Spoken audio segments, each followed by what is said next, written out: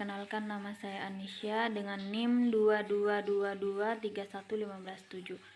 Baik, di sini saya akan memaparkan tugas saya yang berjudul yaitu Sistem Pakar berbasis web dan mobil web untuk mendiagnosis penyakit darah pada manusia dengan menggunakan metode inferensi forward chaining. Masuk ke bagian pertama, yaitu ada pendahuluan. Sistem pakar dalam bidang kesehatan saat ini tengah banyak dikembangkan dalam hal diagnosis penyakit darah. Namun belum ada sistem pakar yang dapat mendiagnosis jenis penyakit darah pada manusia. Sementara itu, darah merupakan salah satu hal yang sangat penting bagi tubuh manusia. Darah memiliki peranan penting dalam hal transportasi zat-zat yang diperlukan tubuh dan juga memiliki fungsi dalam hal menjaga kekebalan tubuh agar tidak mudah terkena penyakit darah. Yang selanjutnya ada metodologi. Di sini terdapat juga beberapa bagian. Yang pertama itu ada sistem pakar.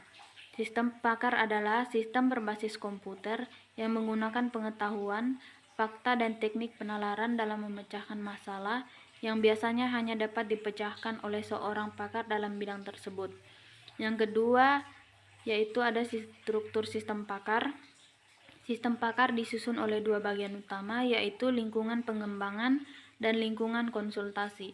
Yang ketiga ada metode inferensi forward chaining. Metode inferensi adalah program komputer yang memberikan metodologi untuk penalaran tentang informasi. Sedangkan forward chaining adalah mekanisme pencocokan fakta atau pernyataan yang dimulai dari kondisi atau if terlebih dahulu dengan aturan if then. Yang keempat ada web dan mobil web. Web adalah sebuah sistem dengan informasi yang disajikan dalam bentuk teks, gambar, suara, dan lain-lain. Mobil web adalah sebuah website dengan tampilan yang diatur ataupun disesuaikan dengan mobil web browser pada telepon genggam digital. Yang selanjutnya ada identifikasi dan konseptualisasi. Yang pertama itu ada identifikasi. Sistem pakar ini dibuat untuk memberikan pengetahuan diagnosa awal kepada pengguna tentang jenis penyakit darah yang diderita, serta juga sebagai alat bantu bagi seorang dokter untuk dapat mengambil keputusan atau diagnosis yang tepat terhadap suatu gejala, sehingga diperoleh pengobatan yang tepat. Lalu yang kedua ada konseptualisasi. Di sini juga terdapat beberapa bagian. Yang pertama itu ada SRS. SRS itu untuk sistem pakar diagnosis penyakit darah pada manusia dengan menggunakan metode inferensi backward chaining berbasis web dan mobil web. Yang kedua ada ERD. Terdapat 7 himpunan entitas di dalam sistem pakar diagnosis penyakit darah dengan menggunakan mesin inferensi forward chaining ini, yaitu pengguna, penyakit darah, gejala, aturan, diagnosa, buku tamu, dan administrator. Yang ketiga ada data flow diagram, merupakan diagram aliran darah yang berfungsi memetakan model lingkungan yang dipresentasikan dengan lingkaran tunggal yang memiliki keseluruhan sistem.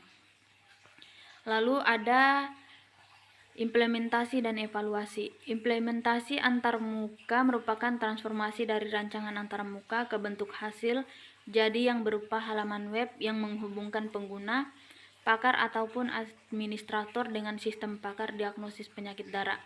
Implementasi antarmuka sistem pakar diagnosis penyakit darah dibagi menjadi dua bagian, yakni antarmuka berbasis web dan mobil web. Nah, dapat kita lihat pada gambar 4.1 itu terdapat implementasi antarmuka halaman utama berbasis web.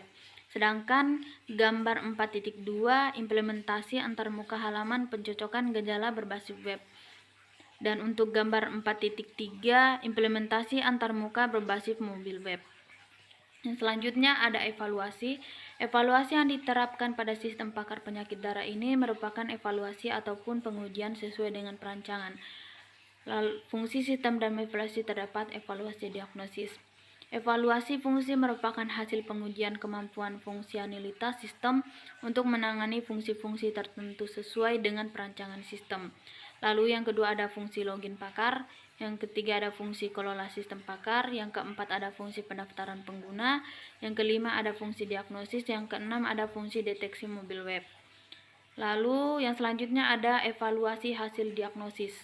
Pengujian diagnosis sistem pakar ini dilakukan dengan uji coba, contoh acak yang diterapkan untuk menguji kesesuaian gejala dan diagnosis yang sebenarnya. Pengujian ini mengambil contoh pasien penyakit darah yang memiliki jenis dan gejala penyakit darah berbeda-beda. Penulis menguji 10 sampel untuk melakukan uji coba. Setelah uji coba tersebut dihasilkan 8 sampel adalah benar menderita jenis penyakit darah yang sesuai dengan diagnosanya, yang berarti tingkat akurasinya mencapai 80%. Hasil valuasi pengujian diagnosis sistem pakar ini dijelaskan pada tabel berikut. Nah, dapat kita lihat di sini terdapat 10 sampel. Yang sampel pertama yaitu hasil diagnosis sistemnya itu menderita penyakit darah eosinofilia. Untuk diagnosisnya itu sama. Begitupun sampel 1 sampai sampel 10.